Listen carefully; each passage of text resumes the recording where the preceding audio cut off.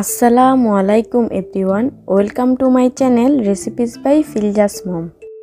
চলে এলাম নতুন আরও একটি ভিন্ন ধরনের পিঠার রেসিপি নিয়ে। আমার আজকের পিঠার রেসিপি হচ্ছে বিন্নি চাল দিয়ে তৈরি মজাদার কদম ফুল পিঠা। আসলে এই পিঠাটি দেখতে ঠিক কদম ফুলের মতোই, তাই এটির নাম হয়েছে কদম ফুল পিঠা।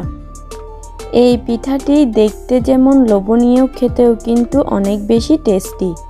আর সবচেয়ে মজার বিষয় হচ্ছে এই পিঠাটি তৈরি করতে কোনো রকমের পরিমাণের প্রয়োজন হয় না।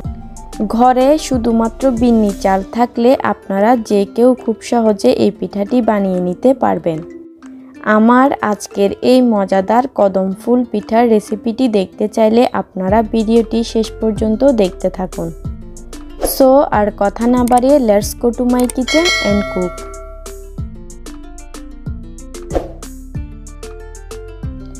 পিঠাটি বানানোর জন্য আমি এখানে প্রায় 1.5 কাপ পরিমাণে নিয়েছি বিন্নি চাউল।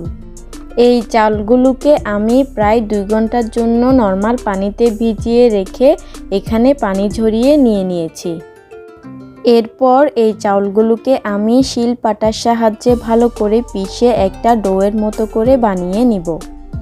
আপনারা চাইলে হ্যান্ড ব্লেন্ডারের সাহায্যেও এই চাউলগুলোকে ব্লেন্ড করে নিতে পারবেন। এই চাউলগুলোকে পিষা কিংবা ব্লেন্ড করার সময় অবশ্যই খেয়াল রাখবেন যেন পানির পরিমাণটা খুব বেশি না হয়। পানির পরিমাণ বেশি হলে কিন্তু এই চাউলগুলো লিকুইডি হয়ে যাবে। দেখুন, আমি এখানে এই চাউলগুলোকে ভালো করে পাটায় পিষে একটা ডোয়ের মতো করে বানিয়ে নিয়েছি। আমি কিন্তু খুবই অল্প পরিমাণে পানি দিয়ে এই চাউলগুলোকে পাটায় ভালো করে পিষে নিয়েছি, কারণ এই খামিরটি যতই শক্ত হবে পিঠাগুলো ততই ভালো হবে। এখন আমি এই খামিরের থেকে অল্প কিছুটা পরিমাণে খামির হাতের মধ্যে নিয়ে ভালো করে মধ্যে মাঝখানে খেজুরের গুড় দিয়ে দিচ্ছি। গুড় কিন্তু বেশি ব্যবহার করতে যাবেন না। গুড় বেশি দিলে পিঠাটি খেতে একটু বেশি ভালো লাগে, কিন্তু সেক্ষেত্রে পিঠাটি ভেঙে যাওয়ার চান্স অনেক বেশি থাকে। এরপর হাতের তালুতে নিয়ে গোল শেপ করে মিষ্টির আকারে তৈরি করে নিচ্ছি। এই পিঠাটি বানানোর ক্ষেত্রে খেয়াল রাখবেন যেন গুড়ের পরিমাণও যেন অতিরিক্ত না হয়, আবার খামিরের পরিমাণও যেন অতিরিক্ত না হয়। এই পিঠাগুলোর শেপ দেওয়ার ক্ষেত্রে খেয়াল রাখবেন পিঠাগুলো যেন একটু ছোট সাইজের হয়, তাহলে দেখতেও ভালো লাগে আবার খেতেও ভালো লাগে। এই পিঠার শেপ দেওয়ার কাজটা কিন্তু অনেক বেশি সহজ, যে কেউ খুব সহজেই এই পিঠার শেপগুলো দিয়ে দিতে পারবেন। আমি এভাবে করেই অন্য সব পিঠাগুলোও আস্তে আস্তে বানিয়ে নিব।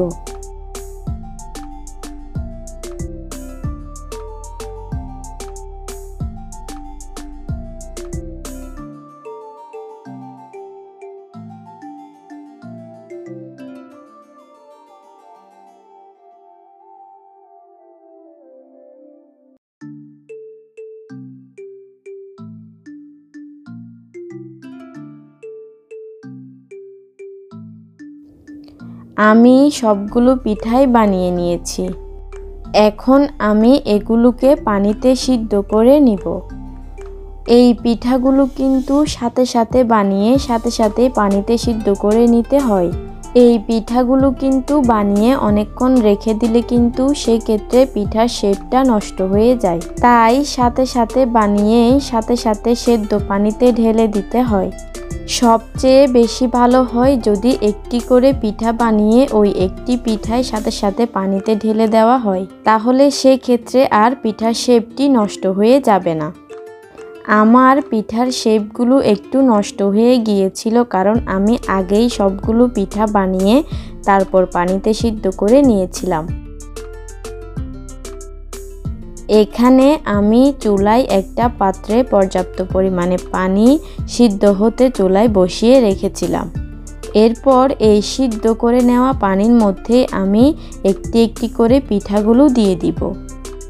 ওই যে আমি যেহেতু আগেই সবগুলো পিঠা বানিয়ে রেখেছিলাম, তাই আমার পিঠার শেপগুলো একটু নষ্ট হয়ে গিয়েছিল।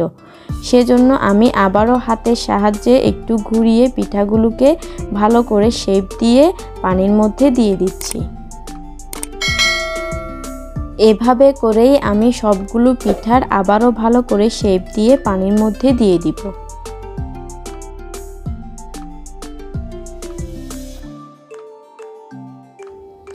এরপর এই পিঠাগুলোকে এই পানির মধ্যেই ভালো করে সেদ্ধ করে নিব। পিঠাগুলো ভালো করে সেদ্ধ হয়েছে কিনা সেটা বোঝার উপায় হচ্ছে, পিঠাগুলো যখন হয়ে যাবে তখন এগুলো পানির উপরে ভেসে উঠবে। যখন পানির উপরে ভেসে উঠবে তখন বুঝবেন যে পিঠাগুলো হয়ে গিয়েছে। এখন আমি এই পিঠাগুলোকে ঠিক ততক্ষণ পর্যন্ত সেদ্ধ করে নিব যতক্ষণ না এগুলো পানির উপরে ভেসে ওঠে।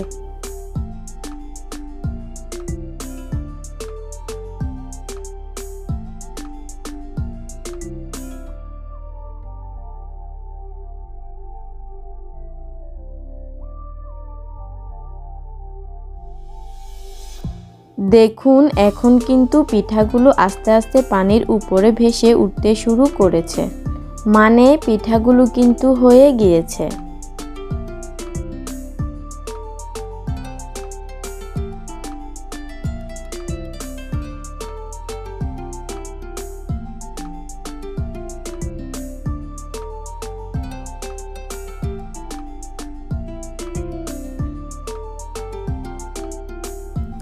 এরপর আমি এই পিঠাগুলোকে পানি ঝরিয়ে সাথে সাথেই নারিকেলের গুঁড়ার মধ্যে দিয়ে দিচ্ছি। পিঠাগুলো চুলা থেকে নামানোর সাথে সাথেই কিন্তু নারিকেলের গুঁড়ার মধ্যে পিঠাগুলোকে দিয়ে দিতে হবে। এখন নারিকেলের গুঁড়া দিয়ে পিঠাগুলোকে ভালো করে কোট করে নিচ্ছি। আমি কিন্তু এখানে শুকনা নারিকেলের গুঁড়া ব্যবহার করেছি। আপনারা চাইলে কোরানো নারিকেলকে ব্লেন্ডারে গুঁড়া করে নিতে পারবেন। এভাবে করে আমি সবগুলো পিঠাকে চুলা থেকে নামিয়ে এই নারিকেলের গুঁড়ার মধ্যে ভালো করে কোট করে নিব।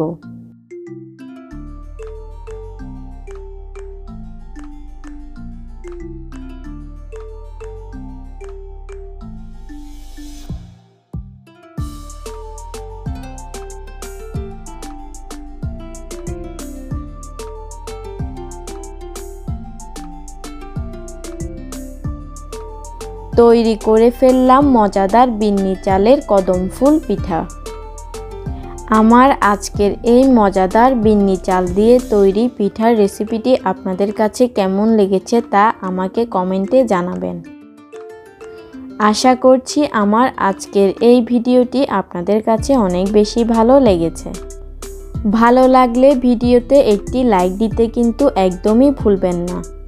আর চ্যানেলে নতুন হলে চ্যানেলটি সাবস্ক্রাইব করে পাশের বেল আইকনটি বাজিয়ে দিবেন। ভিডিওটি এতক্ষণ না টেনে সম্পূর্ণ দেখার জন্য সবাইকে অসংখ্য ধন্যবাদ জানিয়ে আমি আজ এখানেই বিদায় নিচ্ছি। আল্লাহ হাফেজ।